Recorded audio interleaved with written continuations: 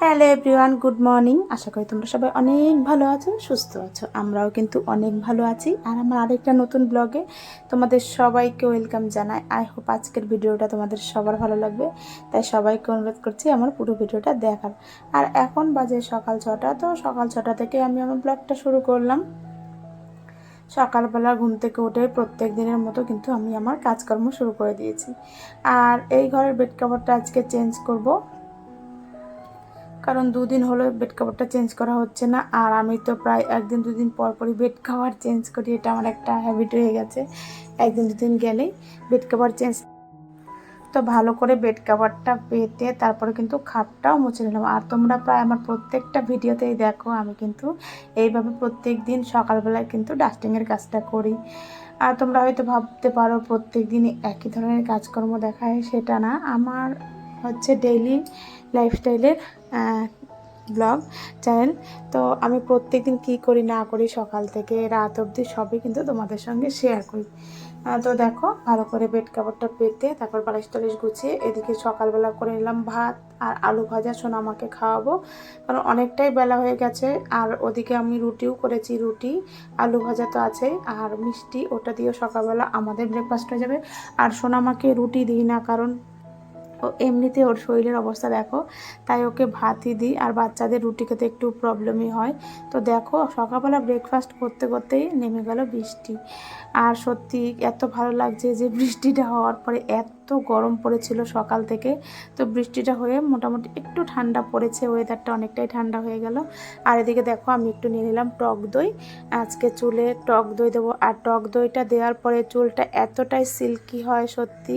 আমি দুদিন দিলাম এই নিয়ে শুধু টক দই। এর মধ্যে একটু ডিম দিলেও ভালো হতো, কিন্তু ডিমের গন্ধটা আমার একদমই সহ্য হয় না।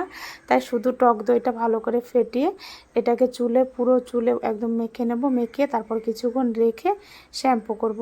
আর চুলটা সত্যি কন্ডিশনার দিলে যতটা সিল্কি হয়, এই টক দই দিলে কিন্তু ততটাই সিল্কি হয়ে যায় চুলটা। সত্যি ভালোও লাগে, চুলটা ধরতেও ভালো লাগে। আর আমার চোখ মুখ এত কালি দেখছো তোমরা হয়তো, কারণ আমি একটু রাত্রেবেলায় ভিডিও করেছিলাম শর্ট ভিডিও, তখন একটু চোখে কাজল দিয়েছিলাম, তো ভালো করে আর চোখ মুখটা ধোয়া হয়েছিল না ফেস ওয়াশ দিয়ে। তার জন্য দেখো আমার চোখের নিচটা এতটাই কালি পড়ে গেছে। তোমরা হয়তো ভাববে যে কোনো শরীর খারাপ, কিন্তু না না, এটা আমার কাজলের একদম কালি হয়ে গেছে মুখটা। আর এমনিতেই গরম পড়েছে এতটা, তো বৃষ্টি হওয়ার পরে মোটামুটি একটু ভালো লাগছে। আর তারপরে এই যে ঠান্ডা ঠান্ডা টক দইটা যখন আমি চুলে দিলাম, সত্যি এতটাই ভালো লাগছিল, আমার মাথাটা পুরো ঠান্ডা হয়ে গেছে। তারপর দেখো পুরো চুলটা গুটিয়ে একটা ক্লিপ দিয়ে এখন বেঁধে রাখবো, তারপরে স্নান করে নেব। তো দেখো স্নান টান করে পুজো সেরে আমি কিন্তু রান্না করতে চলে এলাম। আর বাদ বাকি কিছু শেয়ার করলাম না, তাহলে ভিডিওটা অনেকটাই বড় হয়ে যায় আর তোমরা দেখতেও চাও না বড় ভিডিও। তো এদিকে দেখো আমরা দিয়ে ডাল করলাম। আর আজকে করব শুটকি মাছ। দেখো তার জন্য শুটকি মাছটাকে একটু গরম জল দিয়ে ভিজিয়ে নিলাম। আর তোমরা কে কে বলো তো শুটকি মাছ ভালো খাও? আমি কিন্তু আগে একদমই খেতাম না বিয়ের আগে, মানে বিয়ের পরে যে মেয়েরা এতটা চেঞ্জ হয়ে যায় শ্বশুরবাড়িতে এলে সংসারের চাপে। তো দেখো মানে এখন আমি সমস্ত মাছই খাই। আগে কিন্তু কোনো মাছই খেতাম না, শুধু একটু এই কাতলা রুই ইলিশ এইসব মাছই খেতাম। আর এখন বিয়ের পরে কিন্তু সমস্ত মাছ রান্নাও করছি আবার খাচ্ছিও। আর বিয়ের আগে আমি মাছ একদমই ধরতামই না। তো এদিকে দেখো শুটকি মাছটা ভালো করে ধুয়ে তারপরে নুন হলুদ মেখে ভালো করে ভেজে নিলাম।